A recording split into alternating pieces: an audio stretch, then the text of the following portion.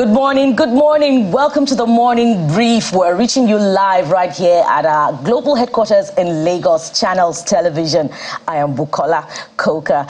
Get up and show up. Remember, nature didn't already build in what it will not require of you. So you can do it. How are you doing? Join us. It's your perfect day starter. And I have the dependable men in my life. Is that an acceptance speech? Did you cram that? Like, yo, man, you're going to deliver the Martin Luther King kind of thing. Yeah. Okay. I tried my best. So how would you rate me?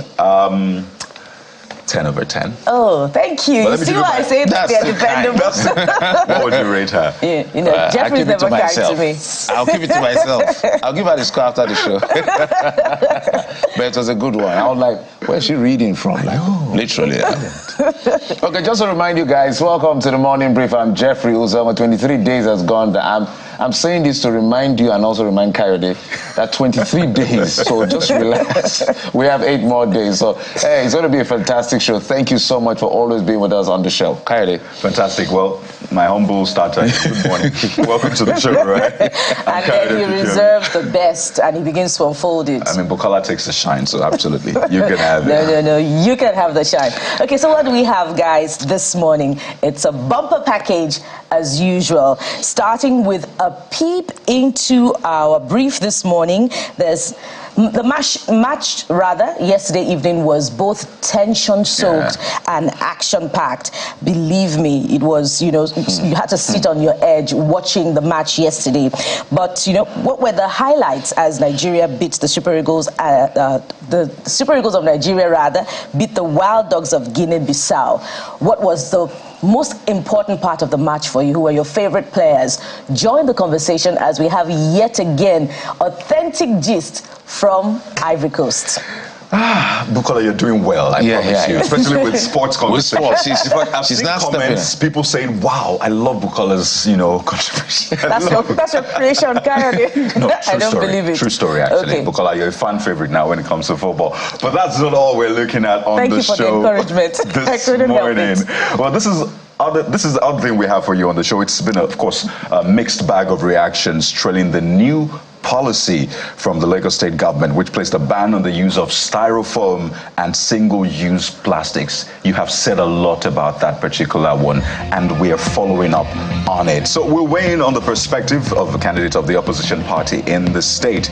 Yes, we have Mr. Gbadebo Rhodes Viver joining us for a discussion on the odds and ends of this ban, especially as it affects environmental sustainability and enterprise amid difficult times, plus governance and, of course, politics in Lagos. There's a lot to talk about when politicians come into the studio, as well as when he ventures into other conversation. But it's all about governance at the end of the day. So it's not just him. We're going to be talking to other folks as far as this issue is concerned. But that's not all we're talking about. Yesterday, we started off this Creative Hub conversation, and we're going to continue that conversation today. We're going to bring a gentleman who is telling his own story, his own way, the African story, retelling the African story, this time using animation. When was the last time you saw a Nigerian-made animation film? Well, if you haven't, today is a good day to be on the show and find out exactly how this animation industry is evolving in our country, especially in the creative sector. He's going to join us on the show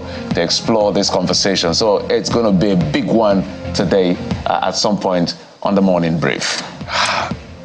I'm particularly excited about that because all of us literally grew up on cartoons. There's a certain time from 3 p.m. That was my own, for me in Ibadan. From 3 p.m., television stations open around 3 p.m. or 4 p.m.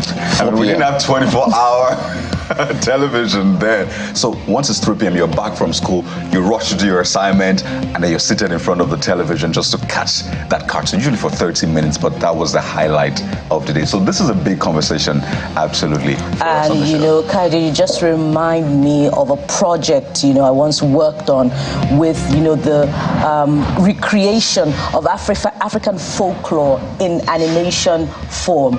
And this young man that we're going to have a conversation with today is is taking it a step further by telling your stories, your legendary African stories in animation form. You know, you can recall them. You can go to Shango, you can go to Oya. He's retelling them in animation. I don't. You'll ask him. Let's decentralize the gods and spread them appropriately. That's all we're doing. Yes. So, you know, there's a lot to talk about. There's a lot to talk about this morning. In fact, biopics should be made in animation form. We have a lot of legend from, you know, people who have contributed to national development, people who have contributed to different sectors of the economy. We need to do biopics in animation. So he's going to be answering those questions, and it's going to be an exciting one. Bukola. Yes, and what will all of this be without your own contribution to the program? Incomplete, right? So, exit us, #CTV Morning Brief. What are your thoughts? The ban on single-use plastics and styrofoam. What are your thoughts on incubation hubs for creatives? What are your thoughts on that match with the Wild Dogs of Guinea-Bissau yesterday? Also on WhatsApp, you can send us those very authentic videos that we will verify and we can also put out. So we're expecting your posts on the program. So stay with us. It's your perfect day starter. The Morning Brief on Channels Television. We'll be back after this break. Join us again.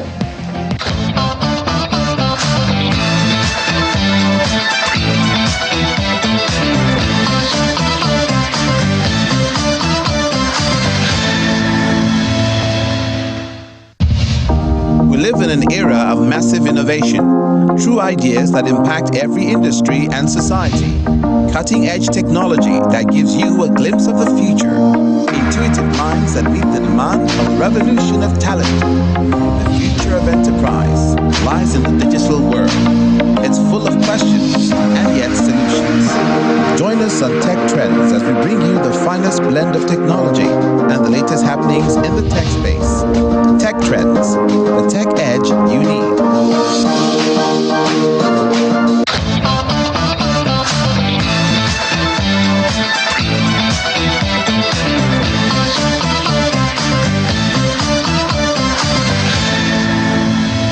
Welcome back to the program. It's time now for top stories on the Morning Brief, and it's still a rivers of political tension.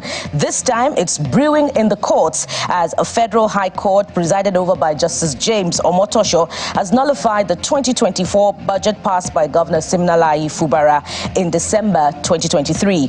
Justice Omotosho also upheld the suit filed by the Rivers House of Assembly and Speaker Martin Amewule, which sought an order of injunction restraining the governor from frustrating the assembly under his leadership as speaker, amongst other matters. The court equally stated clearly that all acts done by the governor, the 11 defendants, the Attorney General and Rivers State government, while this suit was pending and after he had made an order on the 30th day of November 2023, were a nullity, including proceedings wherein the governor had purported to have presented to 4 members of the House led by Honorable Edison, appropriation bill.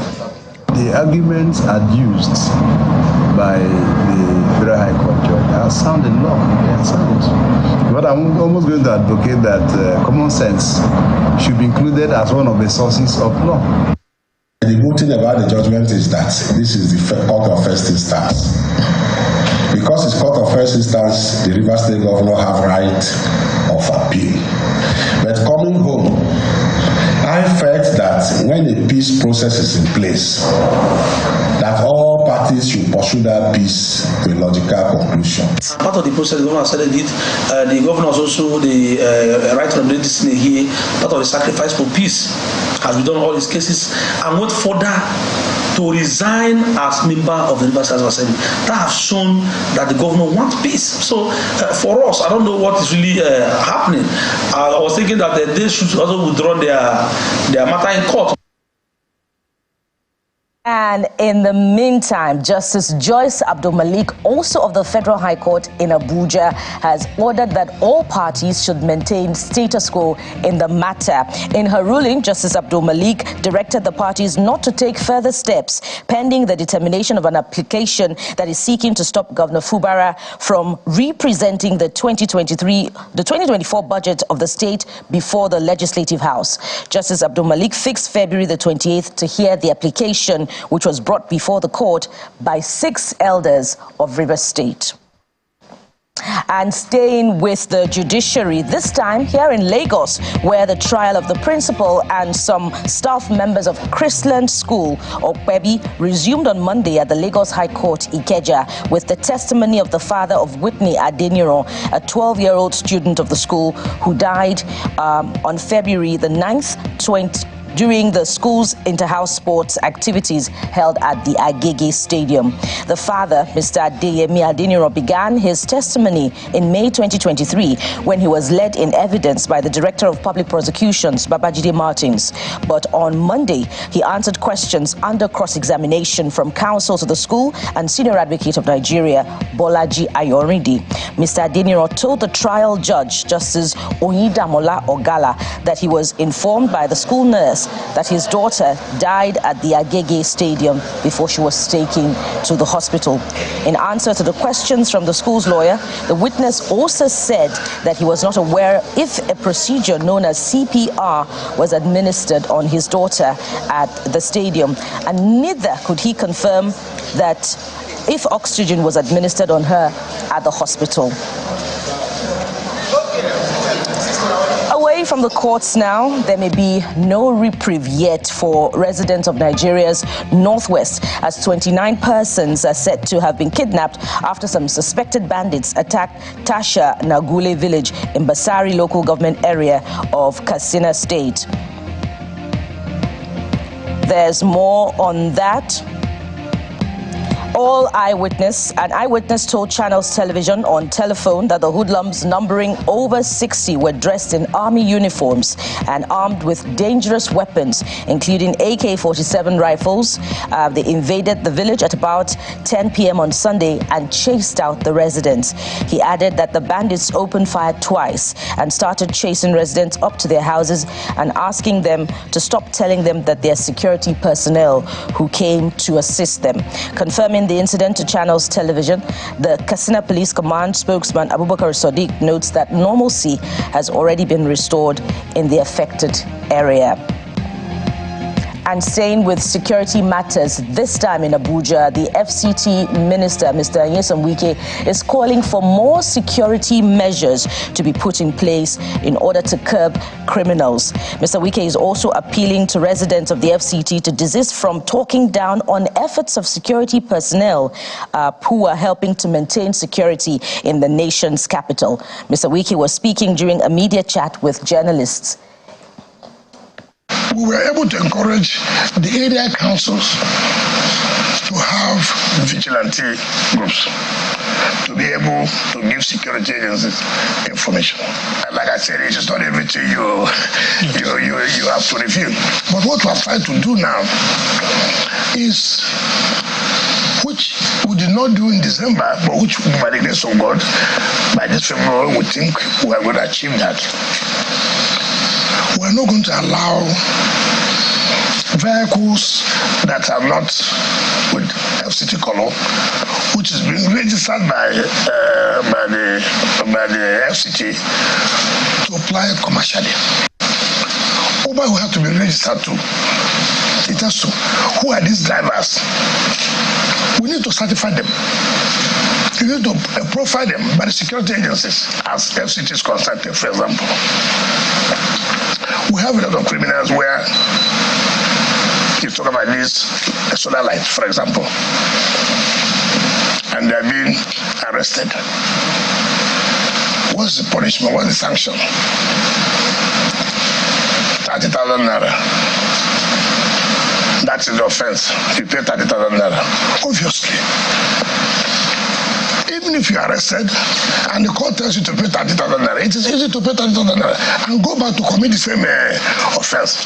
What I'm trying to say, legislation should be put in place where it will no longer be easy. You know, when people say carry along, carry it to where? I don't look. I was appointed before I was sworn in.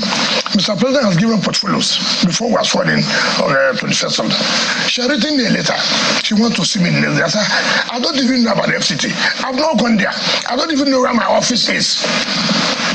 Not to talk about knowing the departments and the roles of the place. So if I see you, what am I going to tell you? Now, it appears that there's a glimmer of hope for Nigerians who are seeking a good tertiary education, as President has directed the management of the Nigeria Education Loan Fund, NEL Fund, to expand its focus area by extending interest-free loans to Nigerian students interested in skill development programs.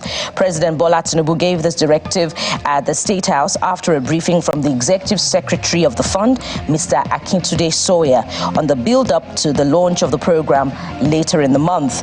According to the president, it is important for the scheme to accommodate those who may not want to pursue university education, noting that skill acquisition is just as important as obtaining undergraduate and graduate academic qualifications. Now, the Presidential Committee on Fiscal Policy and Tax Reform says it is meeting with governors in order to reach an agreement for states to suspend low revenue taxes. Chairman of the committee, Mr. Taiwo Oyedele, who disclosed this to journalists, says the move would lead to the suspension of nuisance taxes by states and local government authorities across the country, especially that are not adding value to government coffers. And time now for sports news.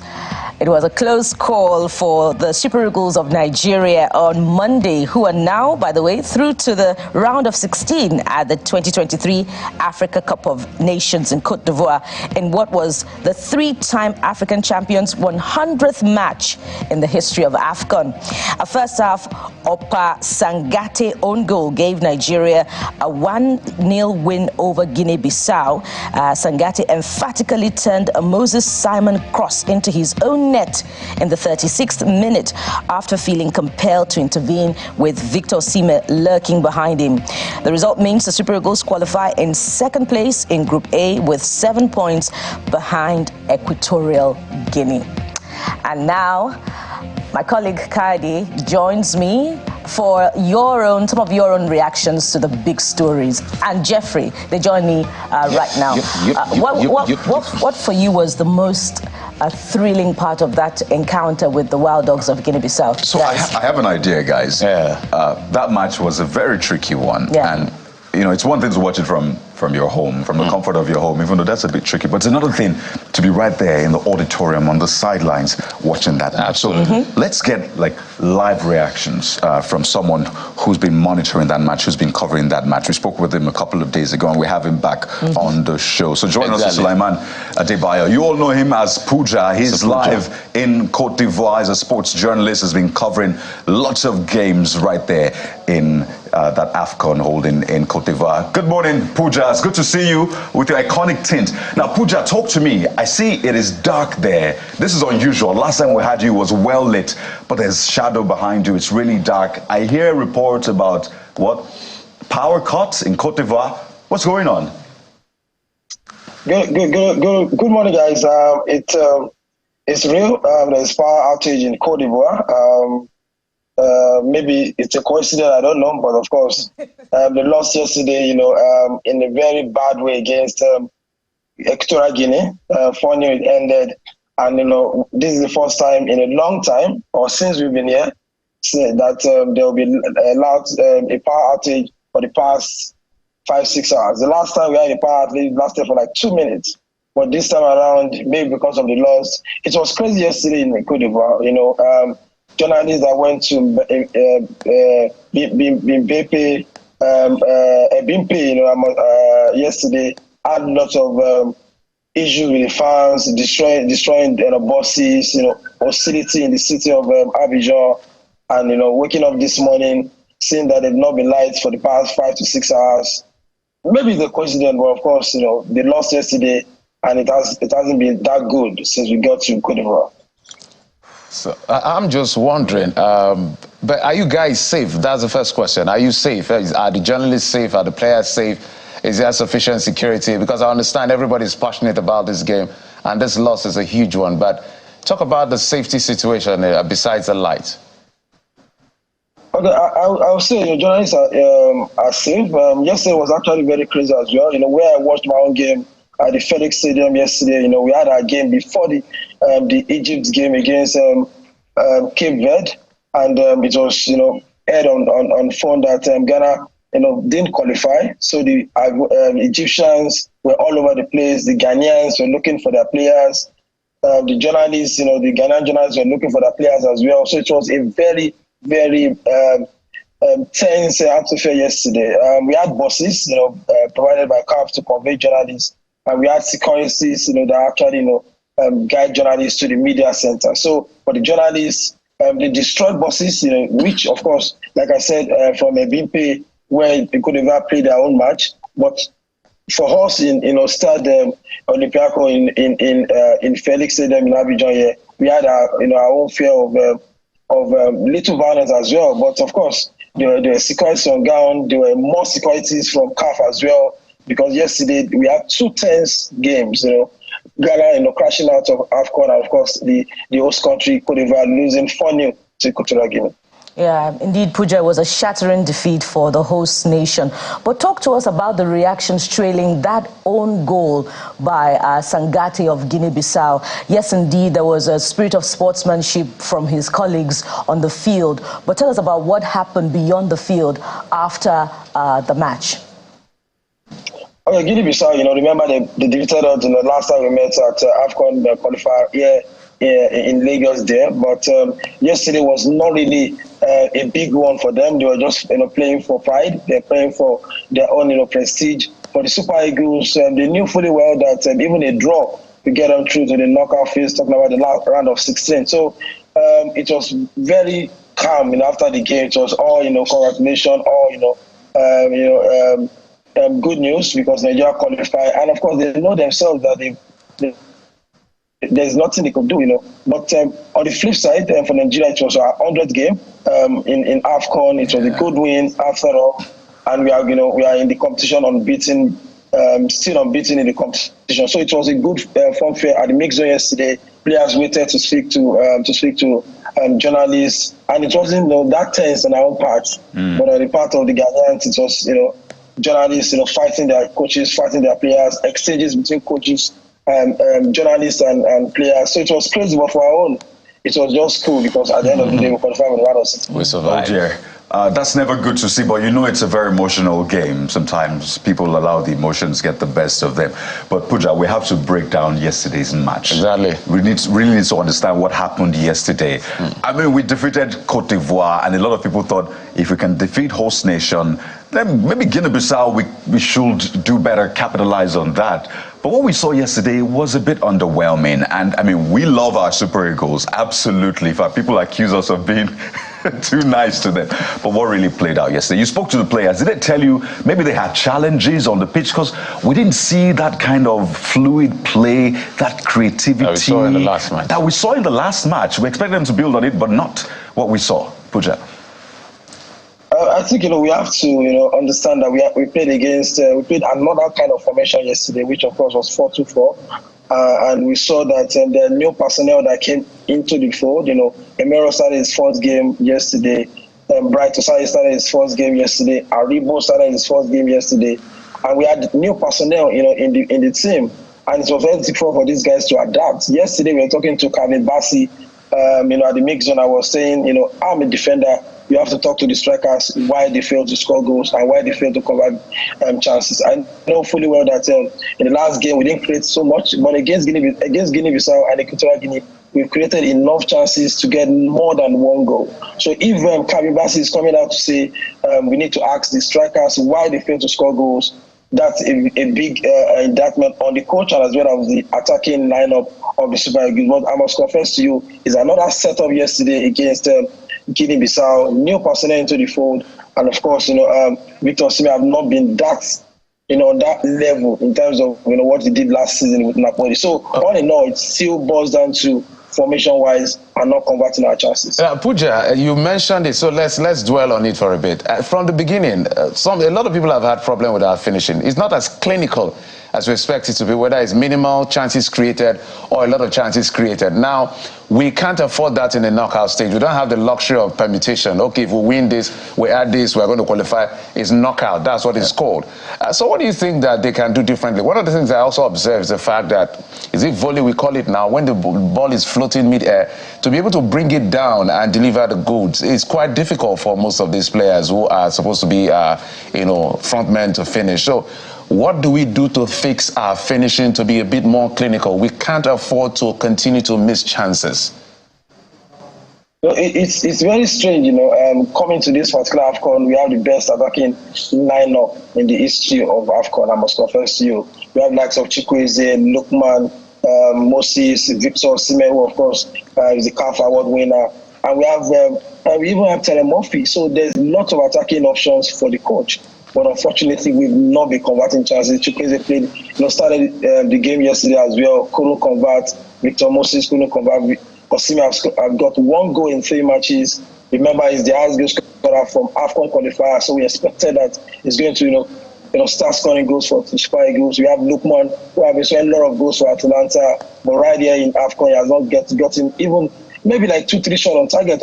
Not talking about goals. So we need to be clinical, like you said. It's 90 minutes. It's the knockout phase. If you fail to win in 90 minutes, you're out. You're back to your country.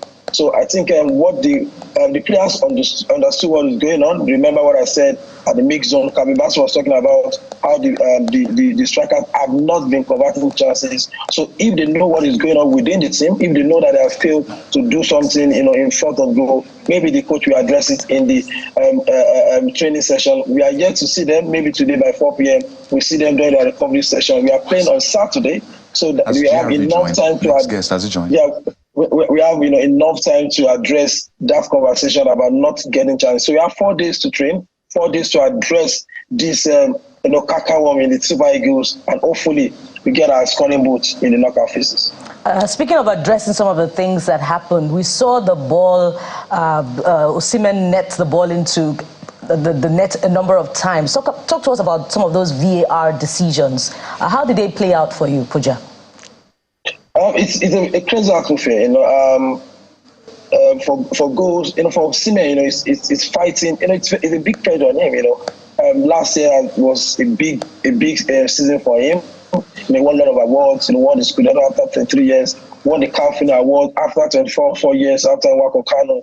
So he wants to impress. So I think the eagerness, his runnings sometimes are untimely. His runnings are very, very fast, even more than the defender. So it makes him, get behind the striker and behind the defenders and get, offside. So there are offside calls, and for him as well, he runs to the referee, wants to get the goals so that, the pressure will calm down. He couldn't take the penalty against Ivory Coast because of the pressure. So like I said, we have 4 days to address this, anxiety, this not scoring of goals. And for Osimhen, of course, the coach, like I said, the coach spoke to him in the first recovery session after the Ivory Coast match. Right. So he saw the eagerness in him. So hopefully we see more of Osimhen in the knockout phases. Well, Puja, thank you so much. Please stay safe. The power outage, we understand. 5-6 hours now in Cote d'Ivoire. And mind where you go. Are listening. And mind where you go. We're watching to see what's going on, and we expect that these people will be safe. They're doing their jobs, and they're ensuring that this game, this beautiful game of football,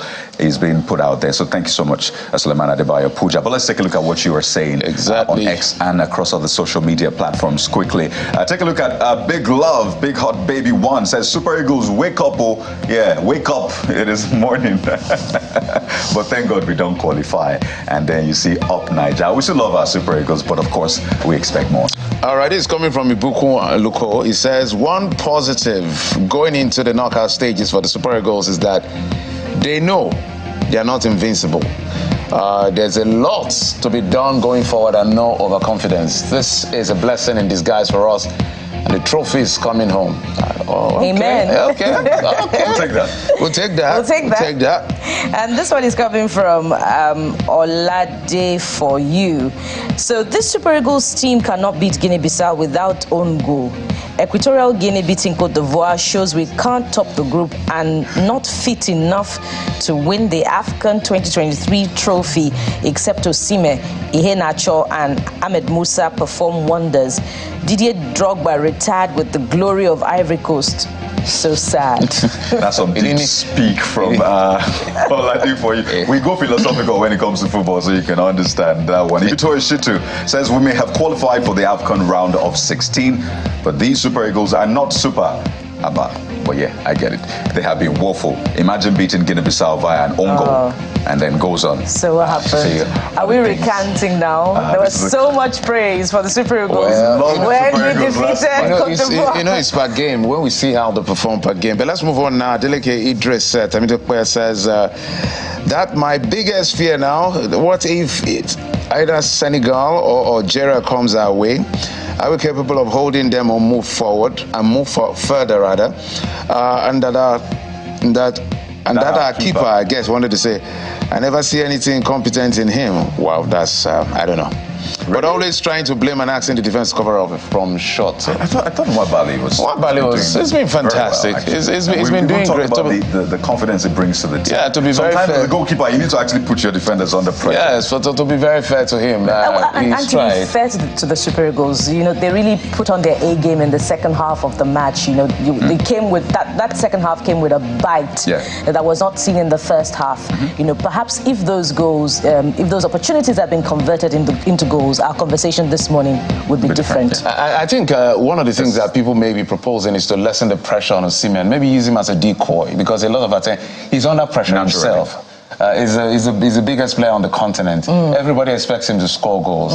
He's a point man player. Sometimes he gets frustrated, he wants to come back. So all of that. Let's get the next. And the inclusion of Iwobi, during the second match, second half also made some difference. And we're hoping that he would get some goals, but there's another opportunity. This one is from Monkals. Honestly, this is a disappointing outing for the Super Eagles. Zero creativity in the midfield.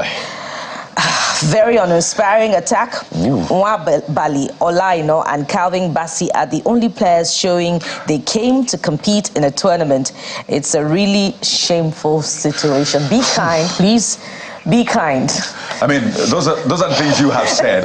We've had our own conversation. But keep it coming. Hashtag CTV Morning Brief. Let's have what you have to say, and of course our WhatsApp number. Exactly. But there's another big conversation that has been making the rounds, and it's the ban on styrofoam and other single-use plastics here in Lagos, Nigeria's commercial capital. So much has been said, but you know how it is with democracy. There needs to be the coming together of different ideas. So this morning on the show, we'll be speaking with someone who has spoken out about this. Is a governorship candidate of the Labour Party in the 2023 governorship election here in Lagos State. Gbadebo Rhodes Viver is here with us on the program. There's so much a lot of people have said about this, and you put out a statement. Good morning, by the way. Thank you for joining us on the morning brief. Good morning. Thanks for having me. I know you watched the match yesterday, and I imagine that you have your response. But something else which you've also been speaking about is maybe let me get your thoughts. Let's hear his thoughts on football. I think you have done justice to the match. No. We want to give the Super Eagles positive energy as they move forward. So we're hoping that they take their lessons from what they just experienced and show us why they're super in the next match.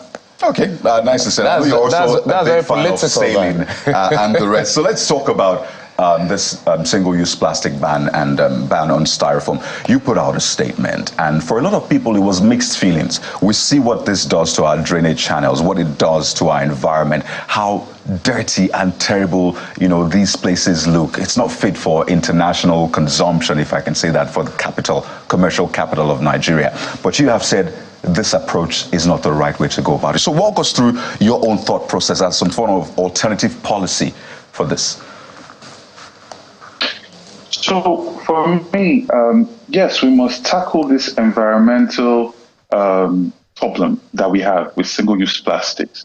But we must show that we have a holistic policy that will be sustained and sustainable to lead us so we don't keep going around in circles. Some of these videos they are showing are from 3-4 years ago. I remember we've talked about this several times, but the problem keeps on persisting. Why? Because there has not been holistic policy formulation that carries along the manufacturers, carries along the citizenry, and does a phasing out of this means of production, which is styrofoam or single-use plastics. And we're advocating that, we should have a policy that is more holistic. You show the alternatives to the manufacturers, you carry them along. So you don't put them in a situation where so you put the government in a situation where it's a partner as opposed to constantly being an enforcer and cleaning up, which is not sustainable. For instance, we want to use biodegradable materials moving forward.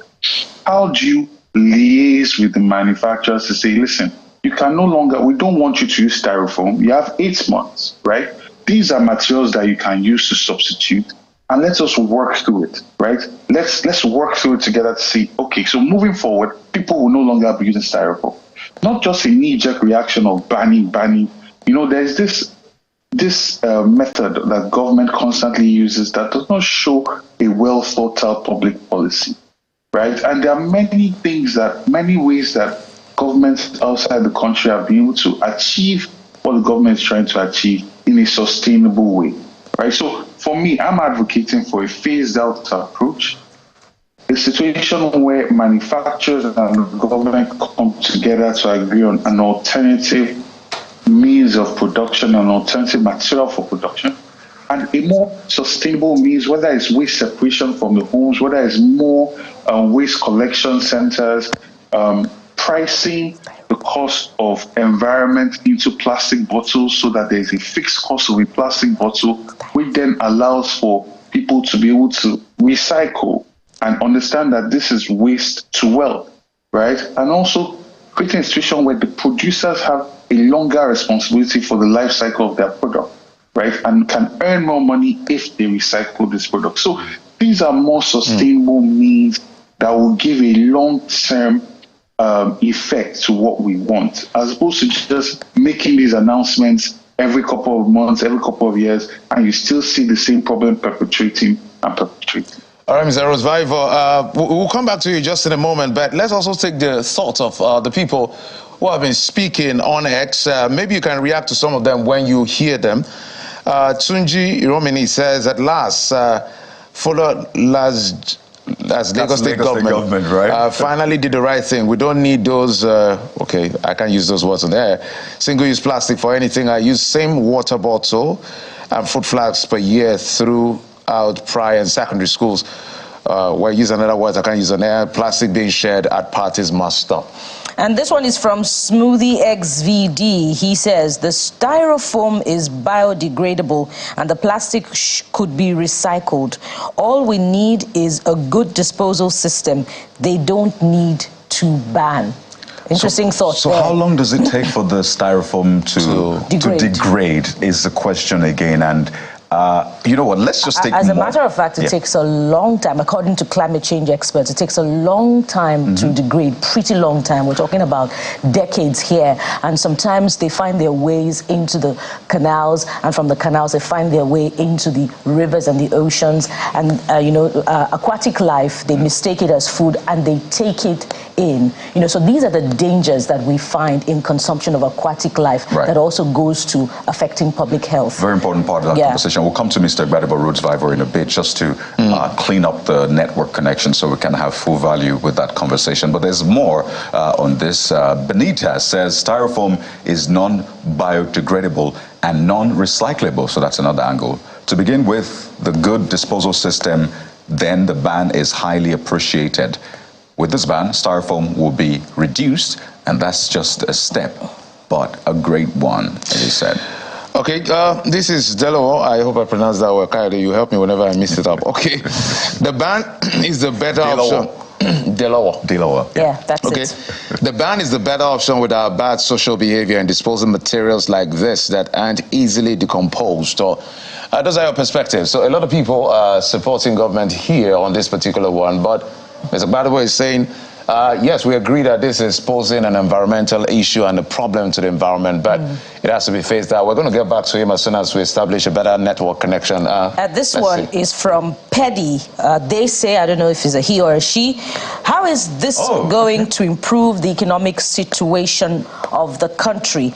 This same styrofoam packs is what some people use to earn a living from their production to wholesale. Putting a ban on it wouldn't make life more harder, I guess it says, would make life more difficult for the citizen, as people who have no source of income, coupled with the high rate of unemployment. The people should please be considerate. Mr. Rodsvival, thank God you are back. One of our, commentators is saying something pretty instructive here, and he or she says they are biodegradable and could be recycled, and that calls to mind, a time under a former administration in Lagos where the public policy was to have different, containers for different types of waste, and we don't quite see that much in public places anymore. What can be done, to make that kind of policy more enduring, more sustainable, perhaps in partnership with the private sector? Yes, waste separation at the root point of collection makes the system extremely efficient. But then, to one of the tweets that you just highlighted, a holistic policy takes into account the earning power, jobs that have been created, and the fact that we live in such a time that the economy is extremely difficult for so many people. People are struggling with being able to earn a living. These are the factors that must be taken into public policy formation, right? So going back to your point, establishing waste collection points that separate waste at the root places where these wastes are generated would actually give you a better solution, right? Also, understanding that, yes, styrofoam must be phased out. This is a very good direction to go, but you must carry the stakeholders along and give them an alternative. For instance, there's recycled card that most Western countries are using for food packaging, food delivery, and all sorts. And it's a material that can then be used in the shape of the styrofoam that we currently have, right? So offering this alternative and working with stakeholders and producers in Lagos State to phase out styrofoam is the sustainable way to go. You cannot just announce a ban and people have bought products and the inputs to be able to produce all this styrofoam, and you think that that is just going to go away, right? People are still going to continue using these products, and then you then have to start enforcing and vilify that, we come to this sustainable point where nobody is using styrofoam anymore because it has been phased out. Okay, Mr. Rodsvival, I know you have a quarrel with the fiat and what you consider hasty or knee-jerk approach of this policy. But sometimes, when you look at the statement, it appears that there's an urgency of now from the government, given the tons of dirt that is being circulated across the state, especially along drainages. Do you think that they want to do this as maybe some form of a shocker, just to raise awareness that you're talking about before maybe they get to the table of negotiation and conversation? Because sometimes, just like the issue of NIN and all that, if you tell Nigerians go queue and there's a deadline, they don't meet those deadlines. So do you also give them benefit of doubt that they needed to do this to send a strong message to the populace? No, I feel that the government has consistently taken a lazy approach to public policy formulation that does not take into account the need for sustainability, whether it is long-term development plan that people don't have access to online, and they are building buildings and their buildings are being destroyed because they're saying they broke the law, when the citizenry should be able to have a portal that they can go and see is building on this place breaking the law or not, right? Okay. So this, just an announcement. And there are many people that earn a living from the production of these materials, right? I expect that government should take out a situation where this is our public policy.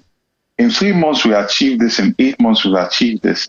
We're going to introduce alternative materials for this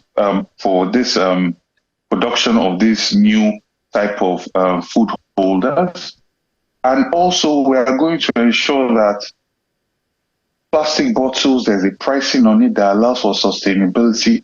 You see, when you have a system mapped out like that, then you can actually move forward. You don't consistently keep going back and forth. We create a robust recycling system so that water bottles, there's a 10 environmental tax on it. So whoever is holding that knows that they are holding money and can easily access that money and recycle, right? I've always said that Lagos State, after its human capacity, the biggest resource we have is waste, because we are such a small land size and huge population. So produce a lot of waste that can easily be accessed. And we must take this this value take it very seriously, right? And maximize returns on it. And we need to see that kind of outlook from the government, not just announcing bans. This is a major resource that if we manage well, we can actually generate a lot of revenue, even at the local government level, right? So as opposed to just dumping, because we don't have waste management in Lagos State, we have a pick and dump waste system. And waste management involves, creating different routes for the different waste products, recycling them, and ensuring that you're getting maximum benefit from this waste. So I'm curious, seeing that this policy has been announced, some laws were even said to have been backing this particular decision. If looking through those laws, well, you find some other issues entirely. So I'd like you can bear entrance to any. Okay, we lost you for a moment, Mr. Rhodes Vival, but you can land on that thought. But I was going to also put in this point, because the Lagos State government has announced the policy, says it's with immediate effect, says that Loma and Kai are meant to enforce this. How far are you willing to go to ensure what you think is right is done?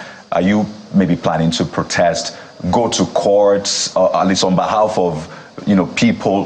What are the things you think you are willing to do to ensure this particular policy idea which you have brought on board is what is at least considered and perhaps implemented eventually? So issuing out a statement is a call on the government to be more humane in their policy formulation, to also understand the reality of a lot of Nigerians and producers and manufacturers currently in the country struggling very hard to earn a living in very difficult times. And we are calling on them to make a more holistic policy formulation. The direction they are going is a positive one. We need to get rid of single-use plastics and styrofoam. We do. There is no doubt about that. But they should step back now and create a more holistic approach to solving this problem. So we don't have to come back to this problem a year from now, 2 years from now, right? There's actually an opportunity to move this conversation forward. So we're just calling on the government to do the needful and operate and create a more holistic system in addressing this problem. Well, finally, Mr. Rhodes Vival, we saw your post on X, and definitely there will be some that will, interpret, slotting politics into what you have said about the ban on single-use plastics. But we also have that verdict from the Supreme Court that decided finally the Lagos State governorship election tussle. What's your reaction to that judgment, and what next after this? So for me, I'm shocked by it because for me, the spirit of the Constitution is to protect the integrity of the sovereignty of the country. And there is no serious country in the world that would allow for its chief security officer, governor, or president to have sworn an oath of allegiance to another country or state. Be that as it may, the Supreme Court has made its ruling and has set a precedent. So this means that now, if you sworn allegiance to any country to take up arms for them, you can also be the chief security officer and #1 citizen of Nigeria. So that's the new status quo in the country. That's precedent that has been set. For me, I'm now focused on continuing my community engagement.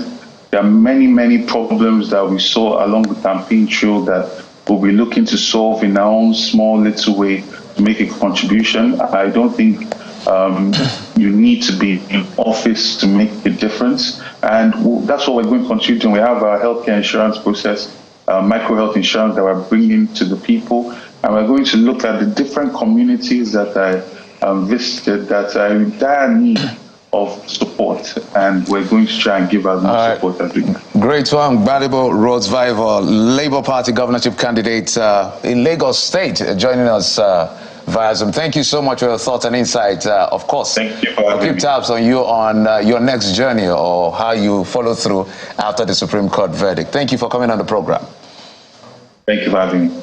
Guys, there's a lot to talk about when it comes to this issue of the environmental, is it conservation or environmental situation? Environmental situation. You know, it's instructive because Mr. Rhodes-Vivour says he doesn't need to be in power for him to be able to make a difference. I think that's a profound statement. And that goes to, you know, the role of opposition, particularly at this time in all states of the Federation, putting out statements, constructive criticisms about government policy, you know, such that those in power can look inwards and be able to see, you know, what they're doing rightly or wrongly with implementation of policy, particularly as it affects the people. I think the beauty of what he did was the fact that he didn't just criticize, he also provided alternatives, some form of solution. This is how to go.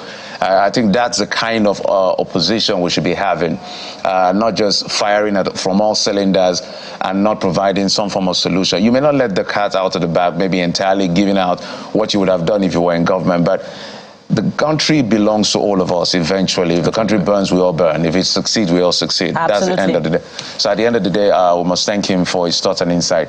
But I'm sure we have some... people are saying, there's a lot actually that people are saying on WhatsApp and across other social media platforms. But let's take a few of them. This one, Lucky Ekewedaye, says that there should be a robust conversation with all stakeholders on single-use plastics. A lot of investment have gone into this business.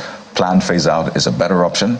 All stakeholders should be carried along. That's from Lucky Ekewedaye. I think this is coming. Styrofoam packs. I'm not sure the name. There's no name yet. James. Okay, James. I think Styrofoam. Okay, James from James, exactly. Styrofoam packs is non-biodegradable material, and the ban is a welcome development. Let all the packs be made with plastic packs, which can be recycled for wealth creation in the future. Okay, we're seeing a lot of experts here. Well, keep the thoughts coming. Absolutely. Speaking of, you know, sustainable development initiatives in the environment, people say that Nigeria is the perfect place for alternative energy solutions with our abundant natural resources. But why have we not been able to tap into that potential fully enough? That's the next leg of our conversation, as we have joining us Mr. What's his name again? Waymi Mr. Waymi Okotie. Mr. Waymi Okotie, thank you for joining us. Good morning, everyone, and thanks for having me on the show. Yes, indeed, it's nice to have you. So, what do you believe to be the biggest challenges, you know, with tapping into abundant natural resources to be able to, you know, transit from fossil fuels to clean energy? Or just before you, go into that way, I mean that's really important. That conversation is important. But let's flow into the conversation we just had with the Labour Party governorship candidate. And you have campaigned that, you know what, plastics are harmful to the environment. You have done a lot with your work. So speak to us, because there is the obvious environmental danger that this is causing, but then there's also the way it is meant to be implemented. I know stakeholders have called for a lot of collaboration, let everybody be carried along. So I wonder, how do you react to this? Is this a win for you, the announcement of the ban, or mixed feelings?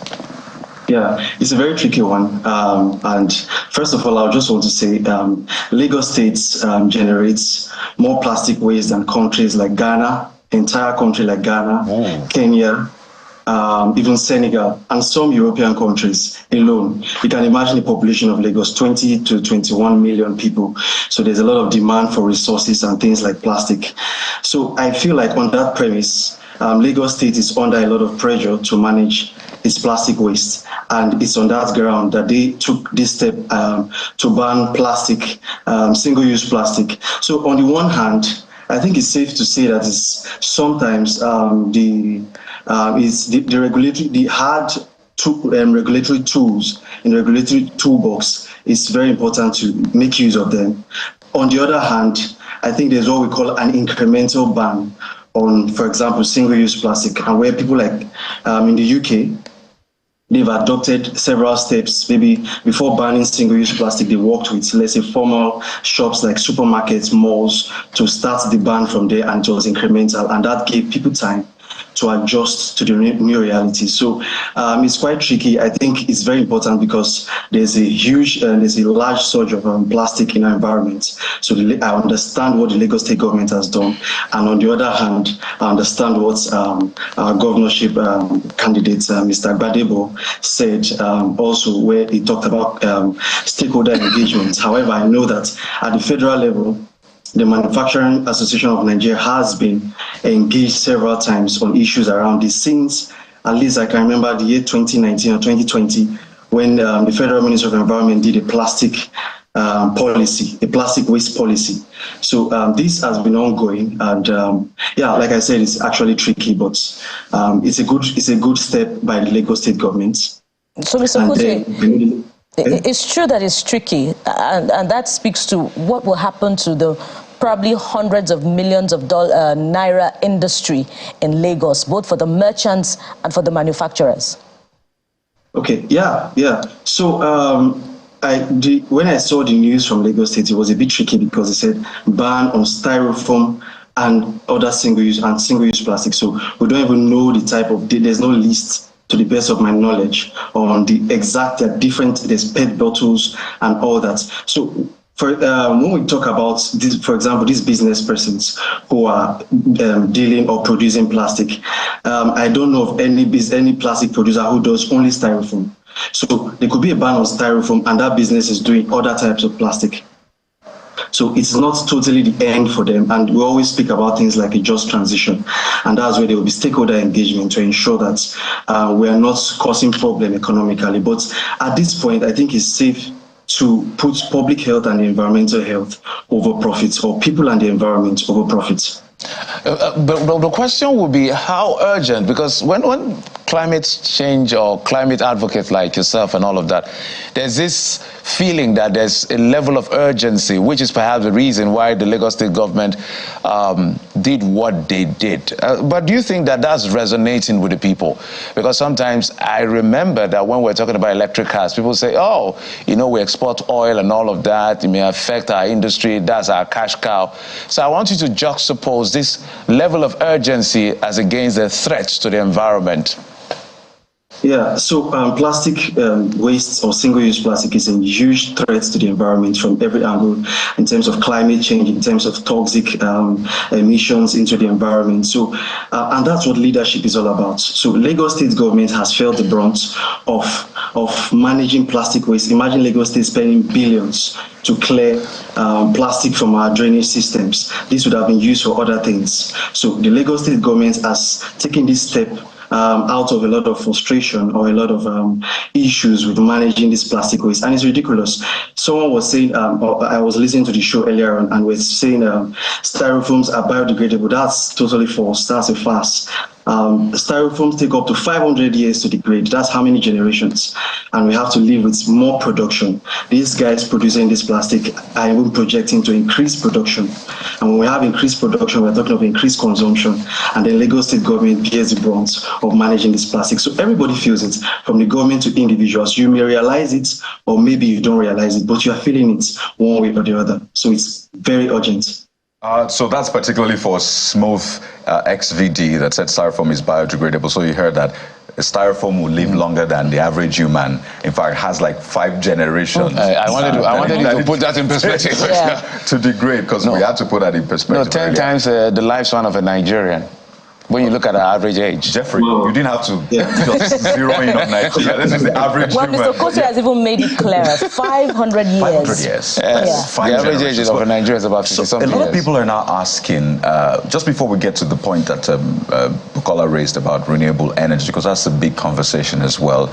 A lot of people have the doomsday clock they're ticking to. But the question is, so what are the alternatives for people? You rightly said, which we have raised, there is no clarity on the kinds of plastics that are banned, single-use plastics. Are you talking straw, the cotton buds that people use, all those party cups, all those party trays, the plastic ones? I wonder if the bottles, the plastic bottles that carry water also are included. Bottles, and I think he mentioned that. So speak to us about lifestyle changes that we need to have, because that's the essence of this conversation as well, to equip people to have the right tools for sustainability, for making it in life, so to speak, and be sustainable at it. So what are the alternatives that people have? My nephew was showing me a metal straw now that he carries around now instead of the plastic straw.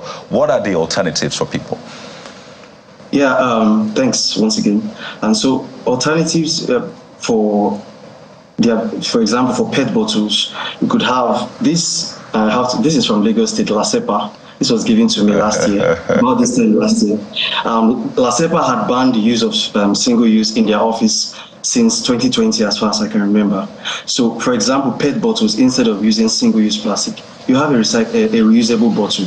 And we could easily just basically go back to the 3 R's of waste management: reduce, reuse, recycle. Take this into the individual level, the private sector and the public sector. As an individual, I have to reduce my use of plastic, or try to use reusable plastic. And then finally, if I have to use them, then I make sure I'm connected with a recycler. For in Lagos, we know a group called Recyclers, and there are many other groups like that where you can get paid for actually giving them your plastic to be recycled. So we need to understand this and know that plastic is a problem, and then take action at every level: individual level, community level, and private and public sector. Then for the private sector, it's very important that we need to reduce the amount of plastic we're producing.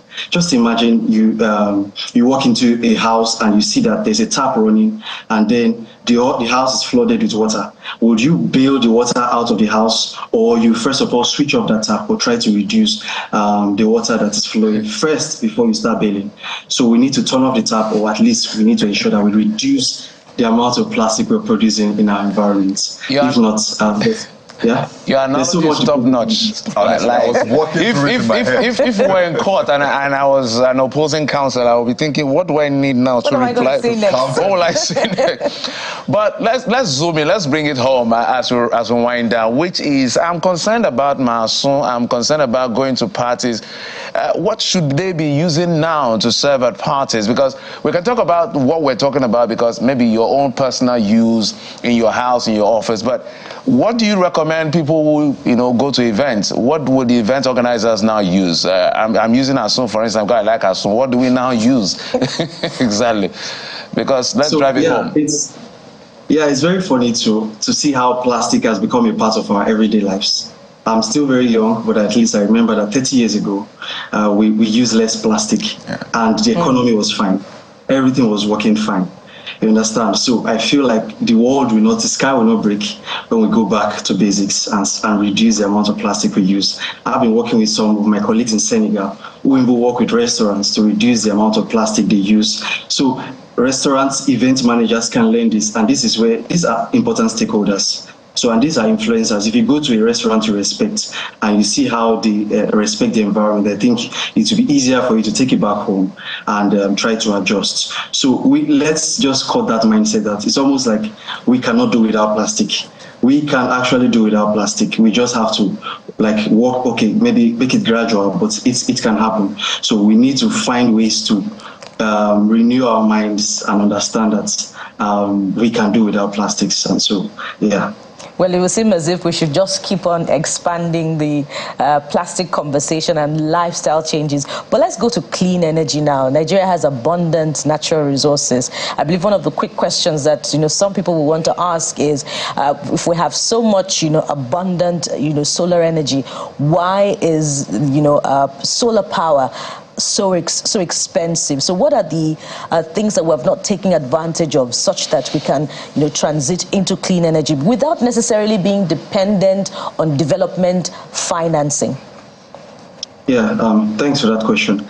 So as much as we want to promote climate friendly sources of energy, we also have to understand that this is also a market. It's a market system, or it's a business. So it takes time for these businesses to develop. Like 10, 15 years ago, I think solar was more expensive and less efficient. Now more people are getting access to solar panels and clean energy. There are even some companies that are going to give you solar and you're going to pay instrumentally. So the market system is gradually growing, taking place. It's not just coming like a one-night wonder, but over time. So gradually, it's a deep process. It's a deep and wide process, but it's growing. So obviously, we are going to see in the next 5-10 years, I think solar is going to be cheaper and it's going to be more efficient. The solar panels you see today are more efficient than what it was 10-15 years ago. So it's a growing market, and I feel like I know that it's here to stay. And in short, I see in my office right here now, there's no power supply, but you wouldn't know because we have a solar powered system where we always have access to light. So there's no excuse to not work saying there's no power supply or we have to put on the gen. There's a solar system here and it runs for us. So more people are adopting these systems. And, in terms of business, it takes time. There are early adopters and then later people join in. And so we're getting to that level where there's crowding in. More people are adopting clean energy sources such as solar energy. All right, Mr. Wemi Ukotie, would like to thank you very much. I imagine that if you were a council, Jeffrey would not want to hire you because his ASUN will not be guaranteed anymore. Absolutely. But you have a ready job waiting for you as far as the Lagos State government is concerned. Mr. Wemi Ukotie is a climate campaigner. Thank you so much for your time on the program. Thank you very much. It's a pleasure to be here. Thank you. Yes, indeed. Now, up next is that very important conversation about incubation hubs for creatives. We're continuing with, the second leg of our adventure into their world. And we have joining us an imaginative man who will be sharing with us his own journey as far as helping creatives and exploring that world is concerned. So stay with us. We'll be right back.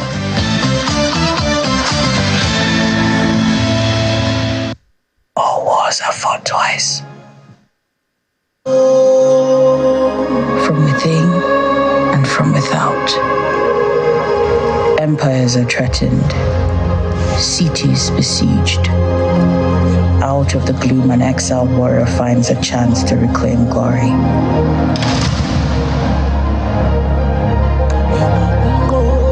Before the eyes of the world, the renegade becomes the hero.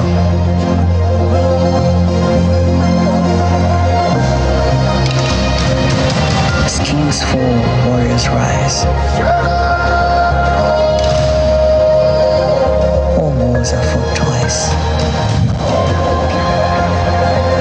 First in the mind and then on the battlefield. A new unity is forged.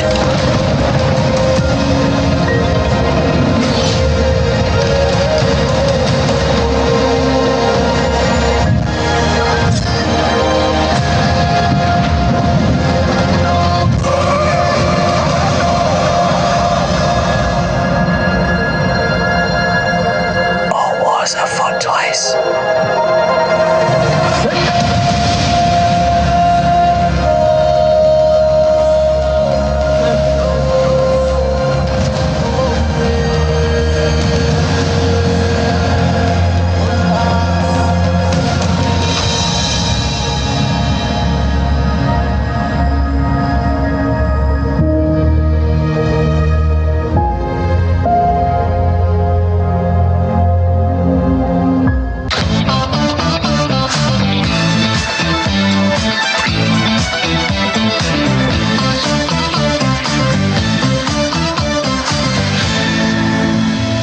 Welcome back. Now, with what you've seen, you can agree, well, you may not, but that gone are the days when African animation were of images that didn't particularly sit very well, or they didn't define the African very well, or they didn't define the image that you wanted to see very well.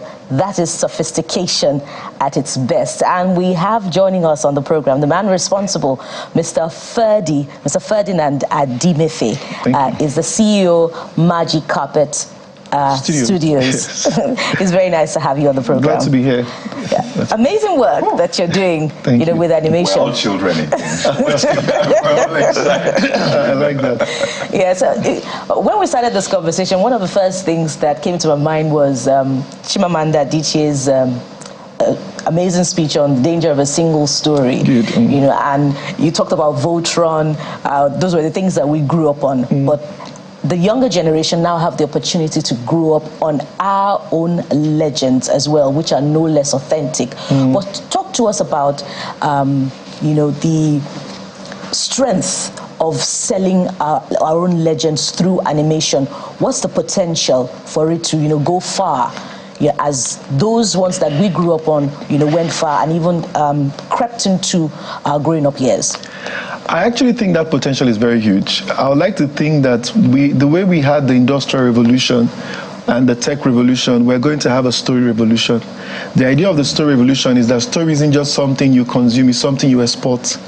And if you look across the world now, and I oftentimes will tell my colleagues at the office that stories from the West have been explored to the very fullest, right? Whether it's the Nok or the Greek mythology, they've done an extensive work on it. And much of what they're doing now is pretty much repackaging and taking different angles of the same story.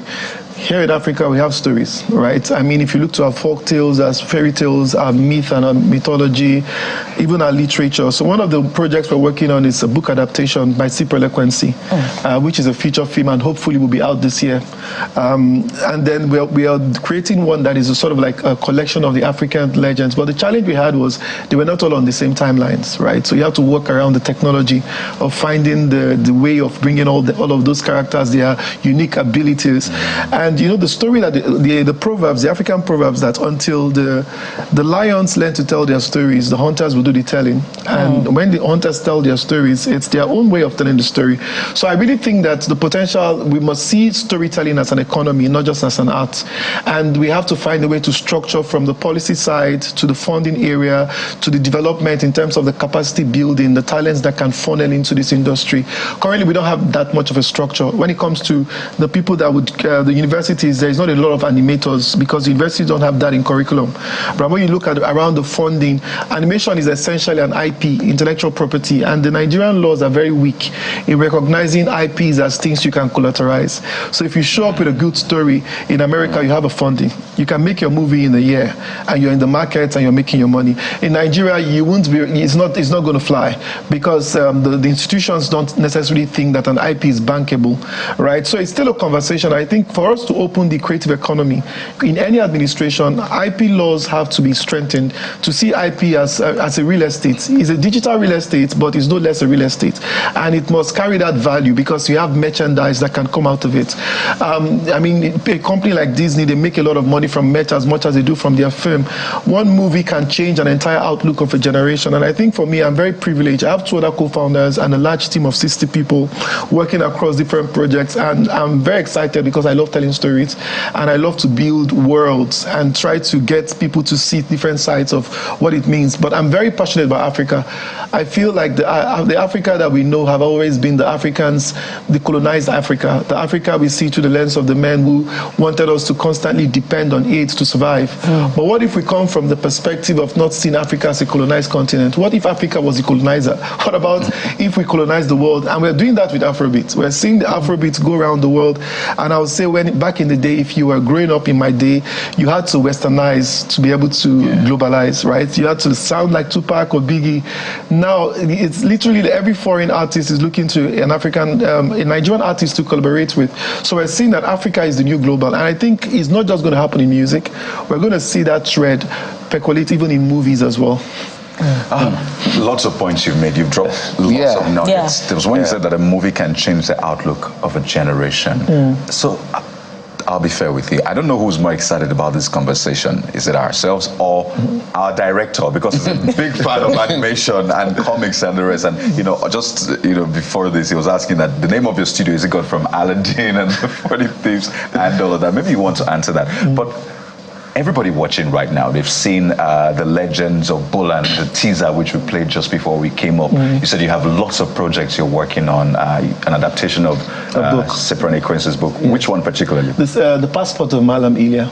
Whoa, a lot of people who read that in secondary school will be looking forward to that. Did you read that? Or you read something more recent? It's very Prince of Egypt-ish. You have the kind war, of, the fighting. And this is the legend of Bulan, yes. Right there. We'll also see the... And Bulan is actually gotten from the name Akebulan. Akebulan is the name of Africa before it was called Africa. So we didn't want it to be a lot of words, so we just took the Bulan part so it could travel. But it's tribute to the fact that Africa was a place and had 1,000 years of pre-colonial history, right, that has not really been explored. Amazing. Amazing. That's a lot of research. Absolutely. A whole lot. A lot of research. The making of some of these brilliant works. But I just want to sound like a fan. I want to watch these materials. This, I don't know when it will come out. Where would I watch it? I really want to soak myself into this story. I mean, look at the beauty in this animation. Look at the detail. Let's put it out there. This is made in Nigeria by Nigerians for the world. I needed to put that out. I want to watch it right now after the show. I want to watch it. So your works that are out there, you can tell us where we can see it, but just walk us through the creative process as well. So usually we always start with a story. We don't even call ourselves an animation company. We actually say we're an innovation storytelling company. So the idea is, right now the medium we're exploring is animation, but it could be something else in future. It could be virtual reality, it could be augmented reality. So we go where the technology takes us, but the story remains vital. So we always start with what type of stories we want to tell. I feel like I'm very committed to stories that can empower Africans or put Africa on the map.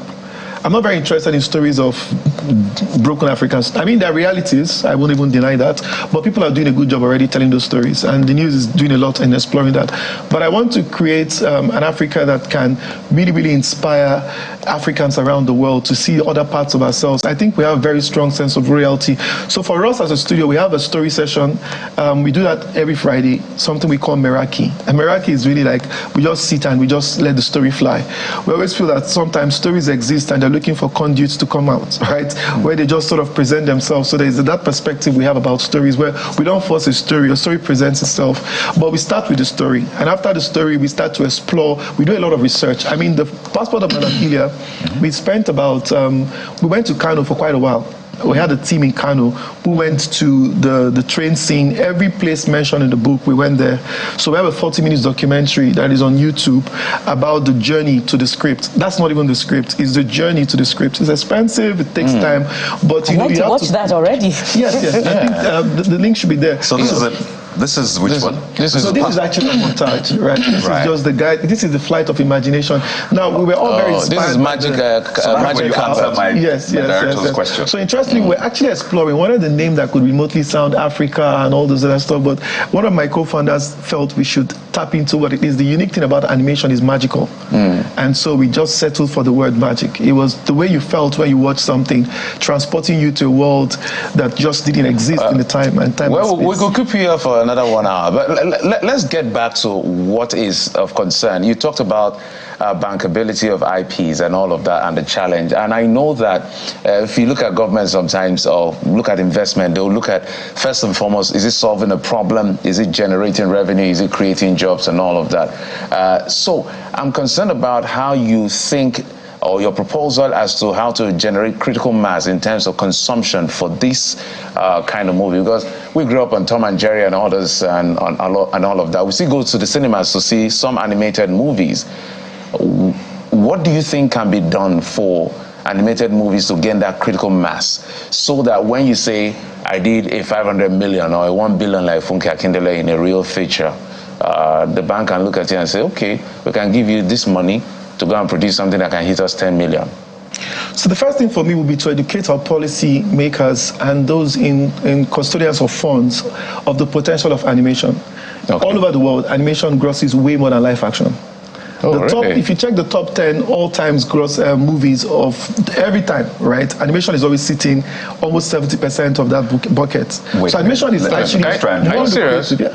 If you do the numbers, animation is ridiculously huge in terms of revenue. Avatar? Is Avatar an animation or Avatar, yes. Avatar can see there, but I think there are even is more... Is it hybrid or something? So there are even pure animation movies by Disney. They're always in their billion range. Toy Story? Yeah, Toy Story. If you look at Pixar and even Disney, Lion King, they all cross the margins. And I love one called Poco. Yeah, they are huge. Now, the only reason why we don't necessarily think it's that way is because animation requires patient capital. And patient talent. So in Nigeria, you don't have capital that will sit with you for 3 years when you're making a movie, because I can go to Nollywood and I'm done in a month. I have a movie in 6 months. Animation requires a different approach, right? So it's important to have an education that this potential is huge, but it requires attention to detail, right? It requires that you back it. It's hugely an export. If you do animation and want to focus on Nigerian market, you won't break even. It's going to be a struggle because of the size of the cinemas, right? But if you go outside of the country, Asia, they've cracked it. If you look at places like Japan, South Korea, if you know about anime is a huge export now, because a country decided to own their story, their format, their style, make it their own and bank it. So we need to educate our policy. We need funding that can allow for studios to scale without having to bleed, right? So in a place like UK, animation is considered a cultural and historical heritage. So they use that as part of what they bank and fund for cultural capital to bring the country to a place of prominence, right? So we must see it as something that can even rebrand Nigeria and reposition our perspective about ourselves. So it's seen more as a national treasure. It is much more than that, right? It's a national treasure, but I see it as a business, right? Very strongly, because I was in oil and gas for 5 years before transitioning into this. And it's passion. I mean, I have guys who we will always, it's a calling, it's very deep and abiding for us. So I think as a country, we need to get the policy side right, the funding right, and capacity building is an issue. So we need to find a way to bring curriculum that can allow for schools to funnel talent into the industry. The talent leans heavily towards art. So you don't always find business executives that understand animation. You don't find VC funds that understand animation. Everything is tech-led and is more around the fintech space. Those ones have cracked it. I mean, 10 years ago, we didn't have fintech, right? But it took companies to come into that space and innovate to bring that fintech. So we are doing that. We want to create an industry, not just a studio. So it's also very collaborative. You can have the impact of job creation from animation is huge. If you go to India, they have industrial animation farms where you have 5,000 people working in different assembly places. It's almost like a factory. People are churning characters, cutting sounds, and mixing everything, right? So if we want to solve unemployment problems, animation is very critical to that. Sure. But our lack of understanding has not allowed us to pay emphasis on how it can be used for that. So it's going to take a bit of time, but we're there, right? I mean, in my studio, we have about 60 people, and we need more, right? You're looking for people that can... How do you fund that? So we're a hybrid studio. We do jobs. We take jobs. We work for Cartoon Network on Garbage Boy. We work for Triggerfish. We work for foreign companies, a few of them. And so we do that, and then we have to put on our own production. We also have been fortunate enough to raise a bit of capital. It's not the size and scale that we want as a studio, but it's significant enough to get the lights on. I mean, we have a season that is a series that is likely to get on Amazon or Netflix before the first half of the year, right? And it's called Meet the Igwes, which is a tribute to African families. We feel like we have so much comedy in the African family that the world needs to see. Whether you watch it, whether it's the Simpsons you're seeing or Bone Talks, like you touch the African comedy, you don't stop laughing. And we think there is something there to share with the rest of the world. Then the series, the feature film comes in much later in the year. Meet the Igwes. Yes, Meet the Igwes. I even like the sound of that. Yeah. So there's a value chain involved in this. But beyond the value chain, you've talked a lot about the export potential.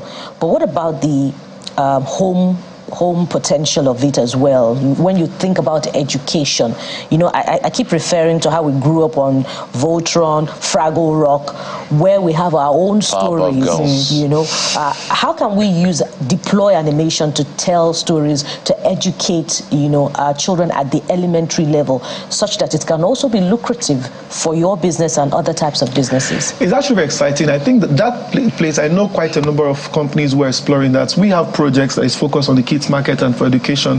The challenge again is distribution. How do you get it to the people? Are they going to be able to subscribe to pay for it? If I go to YouTube to run my numbers, I need to run at least for 2-3 years to get to revenue. But really, the potential for education is really, really very huge. I mean, in our own time, we have kids that are being raised white, right? Sorry about that, right? But literally, the younger kids are watching everything from whether it's all of the content they consume. right? They all come from other parts of the world. And I think we owe it to them to create stories that can help them feel themselves, see themselves, and be themselves, even in a world that gives them ideas of how to be, right? To share our culture with the rest of the world. Animation is non-negotiable in that. I think it's very paramount. It can help.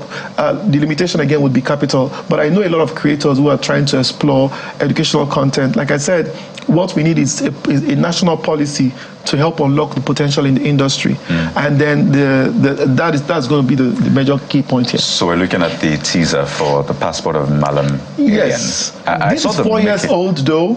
Right, so we've been on this movie for about 4 years. Even before COVID, we were doing our research and playing around characters. Wow. Yeah, but it's really, really phenomenal because I think for us, we're aiming for an Oscar with this.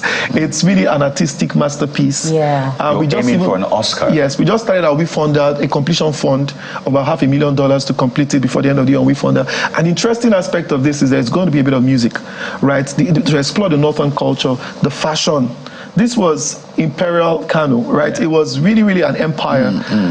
It was a melting pot of culture back in 19th century. But it's a love story and a romantic thriller, which is really... If our producer can put it up for us. Oh, okay. Maybe it's a very short one. What traveled. So this is just a teaser. Yeah. It's just a teaser. So the only thing we see is that it was written by Cyprian Equincy, someone from the East. Yes, and his kids are very supportive, helping us see that we bring it out. And I want you to talk us through and maybe start from the beginning itself.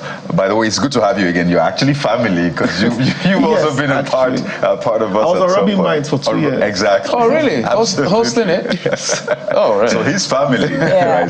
So I walk us through because a lot of young people out there who can sketch, who can draw amazing stuff, but they are looking for a way to just connect it and just maybe become like this in the coming years. They're very talented, some with maybe tech, with the softwares, but they need to be a part of that ecosystem properly or just be basically scale up. So how can you scale up from holding a pencil to producing amazing work? So the first thing first is to understand that there are different styles.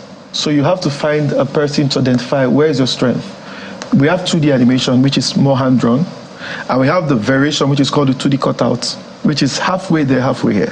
When we have the 3D, right? Now, across each of this, you have other aspects. You have concept artists and background artists. They do backgrounds and they do concept, but they don't necessarily animate, but they're essential to the value chain. We have character designers. Those ones just specialize in crafting the face, the look and the feel, the texture. So they are character experts, right? But they're not necessarily animators. So we use that animation as a broad spectrum to cover everybody else. But that's actually what it is. So you have to identify that. Now, there is also storyboard artists.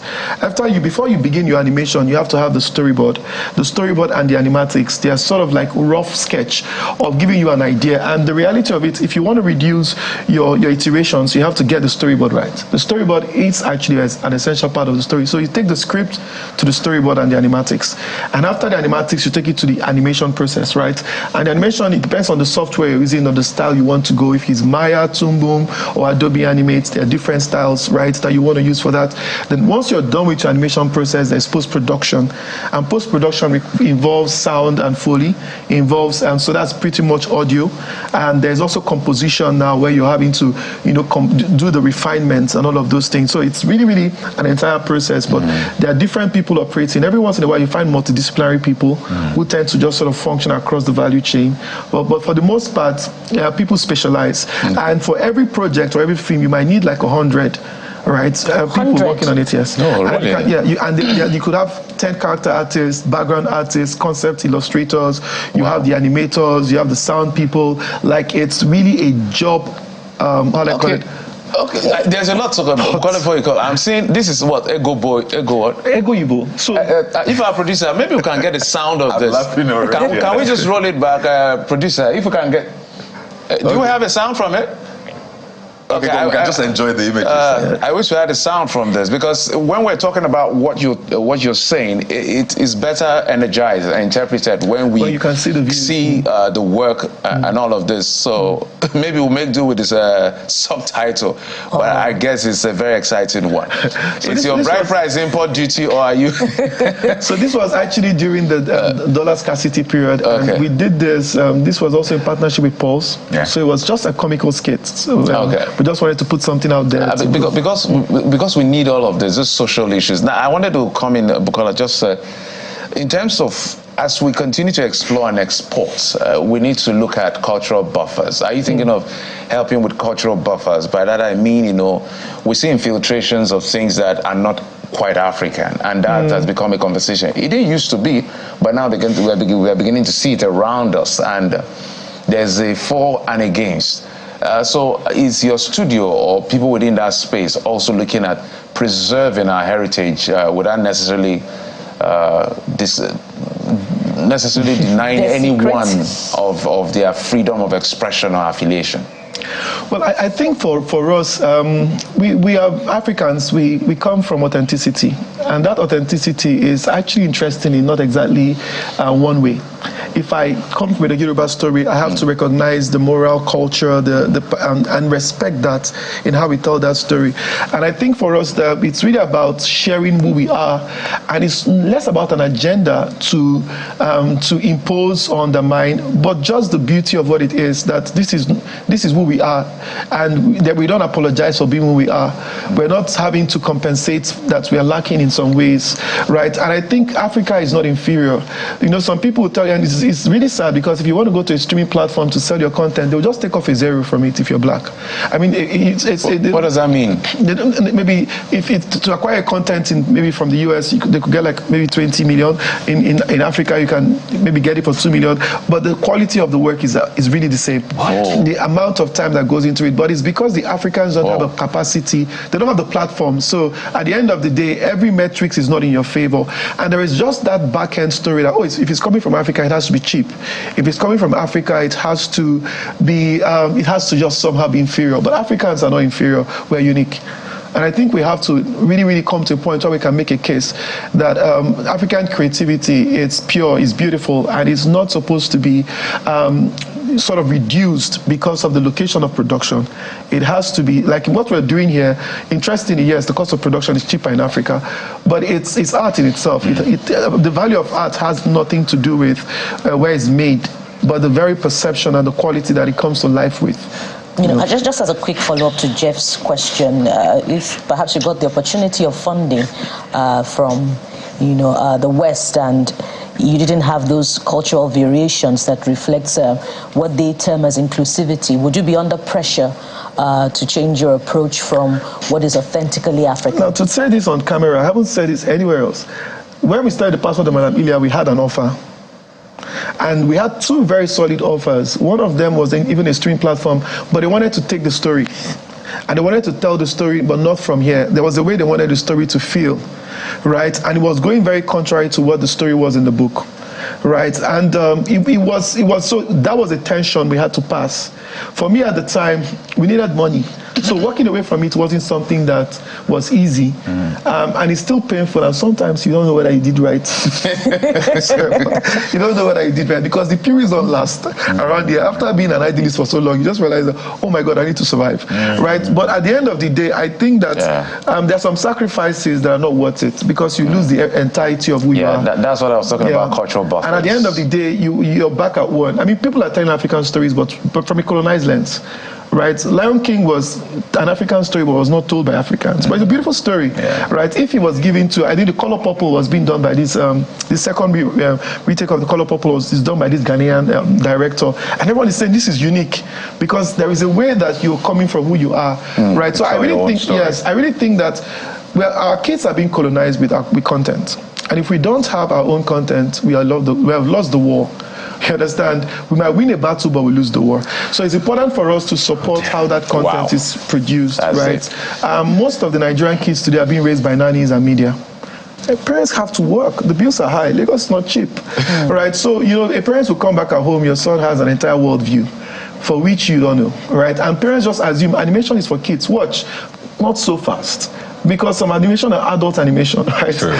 They just look like they're for kids, right? So there are some things that parents don't pay attention to. So we need to give parents alternative. All I hear a lot of subliminal influences. Absolutely. And it's really tricky because that threshold looks like you can't catch it, but it's sinking and condensing. Taking over already, but just quickly, where can we watch your content? Because I asked earlier, is there any content out there that we can watch? So we have a lot of content on our YouTube channel because those are the free ones. But for the ones we're making to sell to stream platform, you'll find them on streaming platform. But I can't tell you when they get there. But at least we have at least 2 projects ready for streaming this year. That'll be out there. Midi Grace is on YouTube. Legends of Bulan, the proof of concept is on YouTube. Our 2 short films, SIP was battling addiction because we feel like the mental health was a mental health short film about how creatives deal with mental health. Disease will like that. And how to deal with it. Was really much a reflection of our lives, from energy drink to coffee, just to get through the highs of the moment. Right. So that's SIP, right? And then there's Super Dad, which has won us several awards, and it's possibly likely to be a series. It's about a stay-at-home dad who's trying to grapple with what his wife has to do. We have to bring you back. Those are real social issues that you're incorporating into the work that you're doing. We have to bring Fedi back. Nigerians really want to hear. But absolutely, we have to bring Fedi back. We have to bring you back. Fedi is not just an animator; he's also a pastor. He's also a politician. You know, Jeffrey, that's one aspect that we won't go there. I just wanted them to know you are there right now. You are we'll not go there. We just wanted to highlight that you had a round table church. I caught that on YouTube recently. But we're going to have to bring you back. We're going to have to bring you back. Thank you so much. Mr. Ferdinand Adimefe is the CEO, Magic Carpet Studios. Thank you so much for the amazing work you're doing and for being on the program. All right, thanks. And that's our offering for you today. What a conversation. Authentic. Are we closing? Yeah. We're not closing. We're not closing yet. Okay. We have a big one. We have a big one. There's a superstar in the building, gentlemen. We'll go right back. See what you call it, Freddy. You almost messed up. We'll be right back. Please.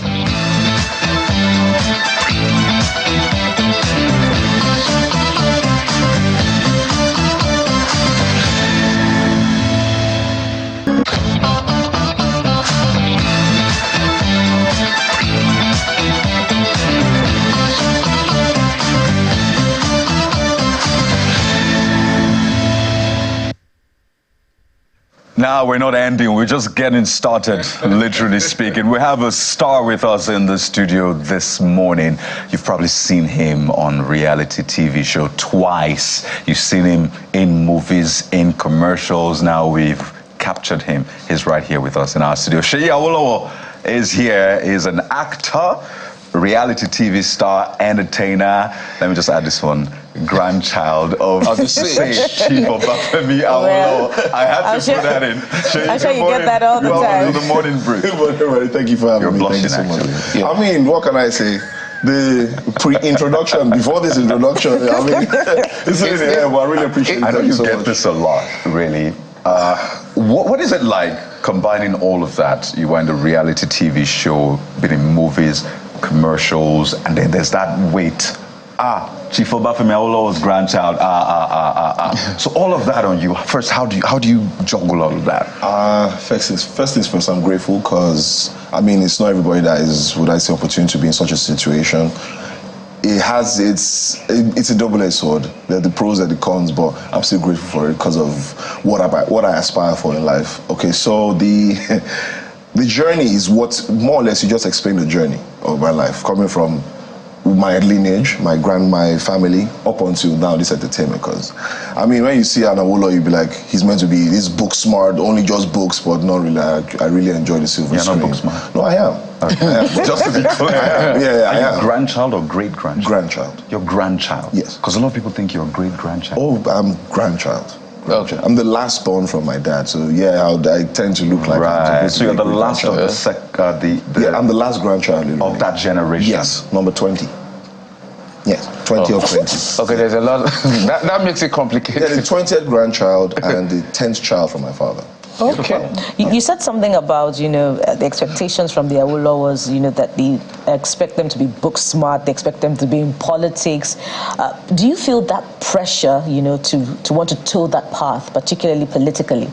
To a certain degree, yes. To be honest, I would have loved not to get into that part of it, but with the way it seems in the country right now, it's as if I might have to. I don't know, I just have liked to enjoy being on the backbone and entertainment. You might have to. I mean, why? Because I have a family that I'm looking forward to them growing in this country. I'm not trying to jackpot. I want to experience Nigeria. Let them experience Nigeria the way I experienced Nigeria. You know, being able to enjoy the full 36 states, go anywhere you want to, interact with any tribe, anybody at all. Just be a Nigerian in your country, not being limited to certain conditions or policies that can change at any time in another person's country. So in the long run, I just might have to, but I'm hopeful that the people in power will get it right. And I might not have to, but let's see how it goes. So it's born more out of patriotism. Yes. So I wanted to find out because, they say Nigerians like the grass to grace story, but you're coming into this story, it's literally glass house. Grace to grace. No, I didn't even call it grace. Glass house. It's a walking glass house. Like, hit me and something will happen. So when you walk into this, let's say the reality TV shows or into set and the Awolowo name pops up, do you feel that people look at you in a certain way, have certain expectations of you?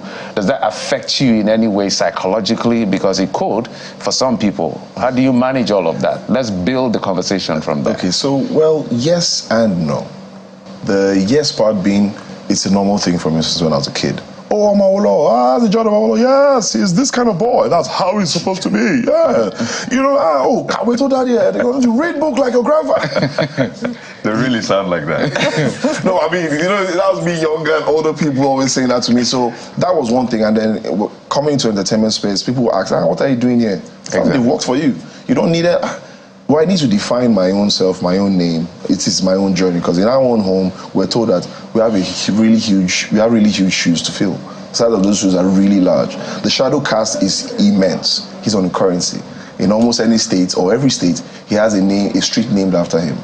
How do we intend to catch up to? It's a lot of work that we have to literally put in to get up to that. So, for me, like I said, it's a bit of both. It's just the negative side. I more or less use it to fuel myself that I can do it, I can attain, I can be known widely. The other good part is my support system being my family as well. My immediate family being my wife and my child, and then my brothers and sisters we're knitted together in a way that, regardless of how down, they even can tell whenever I'm feeling down, when they are having this guy, I know, okay, what's up, talk to me. And I really appreciate them for that. It's not as if we're always on good terms, but they always know when to help me out of my dark situation. So I'll just say I'm fortunate to be able to balance it out right. Even my cousins, because I have a lot of older cousins that have been in places of power, and so from time to time I reach out, I need your advice with this. I know I'm a stubborn boy, I have coconutted, I know. What help? And for the love, I'm so grateful that they always come through for me. And I think one of the roles, and I'm talking about your work now as an actor, one of the roles I remember you playing was in The Brotherhood.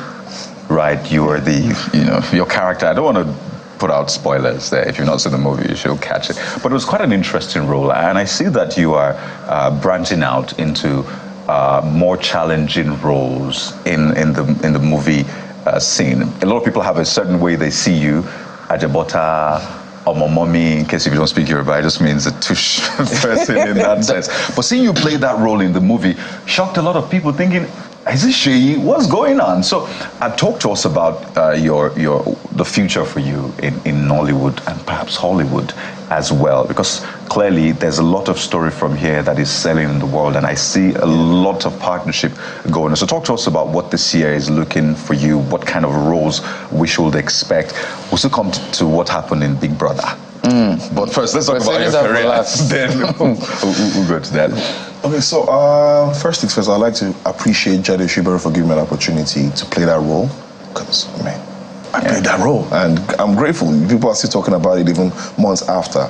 I mean, this industry is something I've always loved since I was a child. I always loved movies, cartoons, and I've always been a huge fan of the big screen. So becoming somebody else or trying to portray another character is something that kind of has been there in me from time.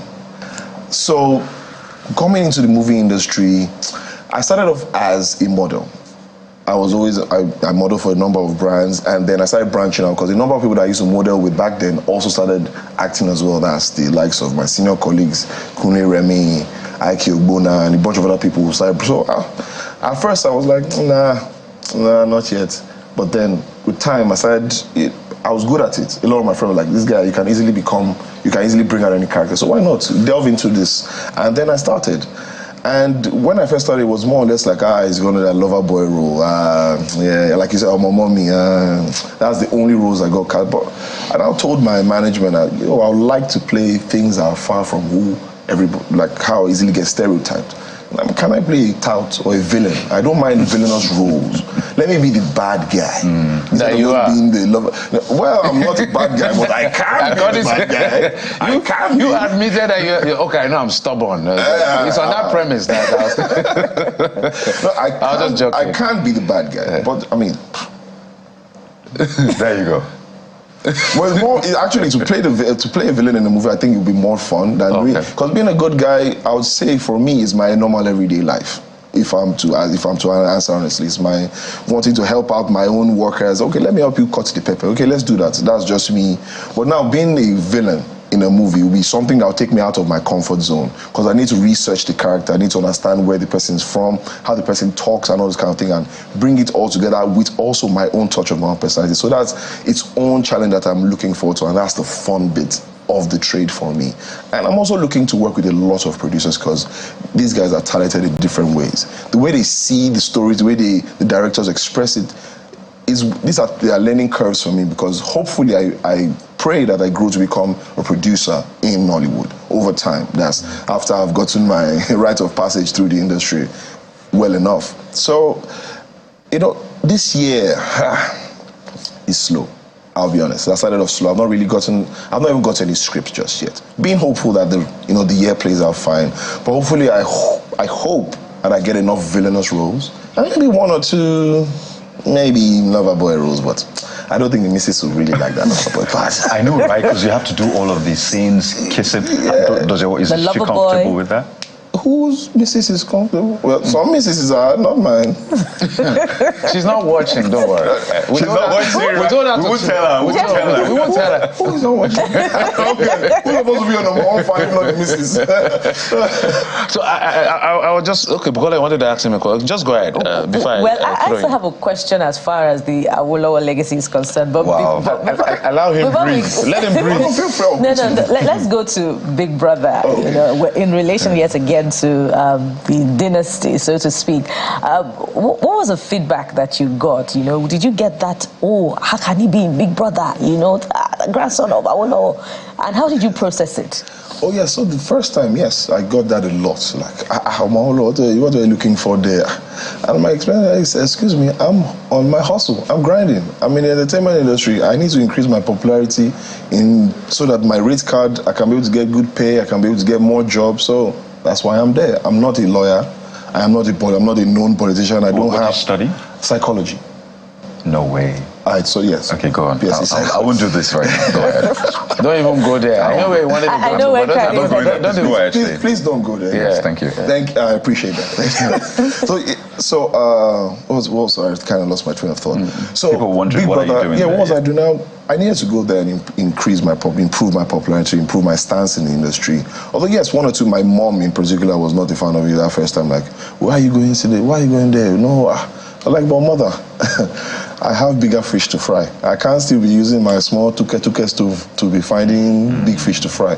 She was not, I said I had to go. We almost had a fallout, but my family, my other brother were like, the boy has to do what he has to do. I went for it, came out nicely. Second time again, I was skeptical about going the second time, but my wife, my team, my family were like, why not? You did it the first time, you came out unscathed. Why not? It's not like, you're not a quitter now. If you came to you, it's because you deserve it. So I went again. So it's, for me personally, the Awolowo part, yes, I know I have that. That's why I know how I was brought up. I know what my own upbringing is like, and it's always in the back of my head every time and everywhere I'm at. But you didn't quite come out unscathed the second time. Oh no, I did not. Those comments you made, it drew lots of vitriol. A lot of people, in fact, we had the Lagos agency speaking about that.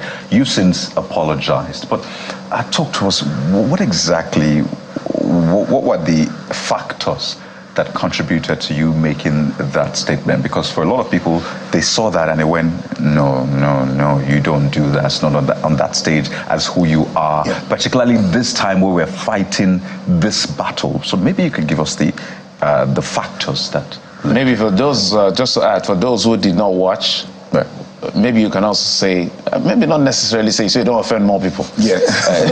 Just maybe say what it was and then build the response to Coyote's question. Yeah, okay, so on the said day, pertaining to what I said, it was, I believe, a Friday, a Thursday evening or a Friday evening event. Now, I'm not going to say this, I'm not going to put this as if this is an excuse as to why, regardless of the fact I was under the influence. No, that influence is, I tend to think of it as cowardice. I'm not going to say I was under the influence because literally in the house had gotten to me, one. The pressures in the house, the energies in the house had already gotten to me at this point in time, which was part of the supposed social experiment or the game. I was already under that. And I was angry. My emotions were on my sleeve.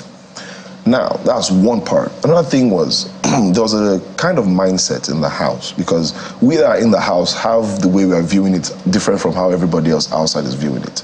And I would like to be careful with my opinions or my ideas about what's going on, but some of those things are things I don't agree with. I wasn't brought up that way. I wasn't trained that way, and I don't see things happening that way. In order to be careful still because of social media cancel culture, I'm not trying to talk down on anybody, but there were a lot of, looking for a good word, things that did not equate to value. And these same people that believe that they had this value portrayed it wrong and were on the wrong side of it, making it seem as if money is the height of everything and there isn't supposed to be other values. You're not supposed to be articulate, you're not supposed to have poise or charm, and all these kind of things are flawed. I grew up in a time when having a conversation with a girl, I had to remember lyrics from a song from an old school just to be able to charm her, but now it's as if chivalry is all dead. It's all about, let me cry in a G-Wagon rather than being a keke na pep. As if that's the message that's being passed out there. And that's wrong.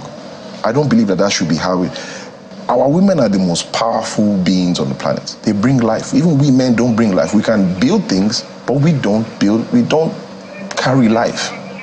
That is the most valuable being on the, women are our most valuable. So me coming out here and I'm a misogynist, I'm like, what? How? No. I was angry. What I said was wrong. The word I used in particular was very wrong. Even till today, I'm not even sure how to coin that statement properly without offending anybody. That please add more value than looking at monetary value. Because if you're thinking money, there's someone that always has money. If you say, 2 million naira, there's someone that has 22 million nairas at his disposal for every month's jolly. What if that person is now a villainous person? What then happens?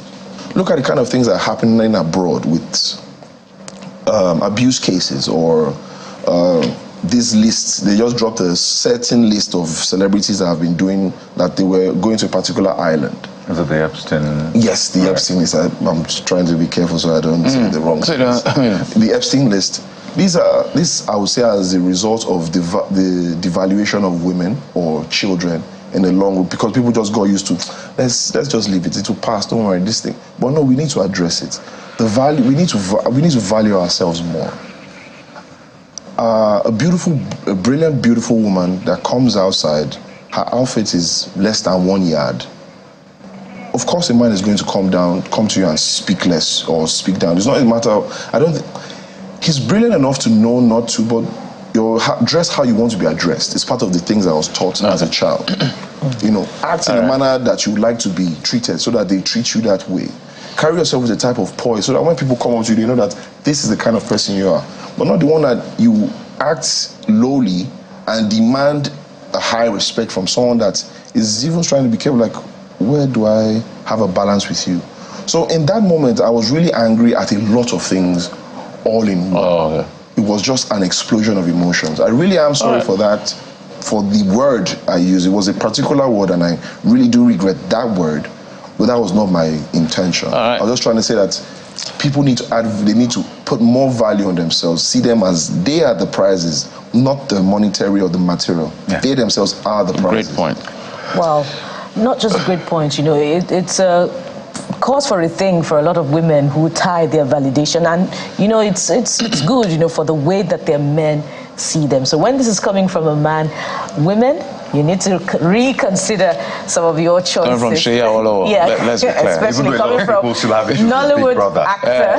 You've seen that issue, right? People say, what kind of social experiment is this? It doesn't go with our culture. Why are we watching this? It's not helping our children and adults. Well, you know, the Big Brother, it's actually a proper social experiment that can be used in different ways, if you ask me.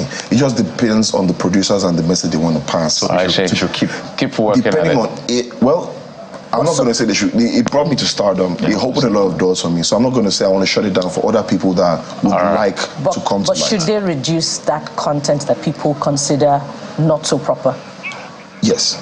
All right, Seyi Awolowo, reality TV star. I want to call him a businessman. Let's add that part. Businessman, reality TV star. What list do you have? Villain. Villain. Actor. I like that. Model. Actually, yeah. We bully the other ones. Seyi Awolowo, thank you for coming on the program. It was a pleasure. Thank you so much. Quite articulate, and you made your point very clear. I'm sure people you've been apologizing to, they've heard you. I hope so. And we hope to get you back on the program so that I can ask that question. When you get that role, please call us. Most definitely. We'll bring you in. All right. Thank you. All right. Seyi Awolowo, a reality TV star, actor, and a model, as well as he has a lot of heritage on him. He's trying to unmask and reveal it as much as he can within the space he's found himself. Thank you for coming on the program. My pleasure. So that's it on the program. What a Bukola, now we're done. We're done. No longer April Fools. We're done. We're actually done. Thank you so much for being there. Join us again, same time tomorrow, when we bring you another robust conversation. I am Bukola Koka. For a moment, I thought she was saying next week, but she said tomorrow. So we'll see you tomorrow. I'm Jeffrey Ozama. I'll get you after the program. Have a fantastic day. Well, our fun continues afterwards. So let's keep the conversation ongoing. #CTV Morning Brief. Goodbye. Bye-bye.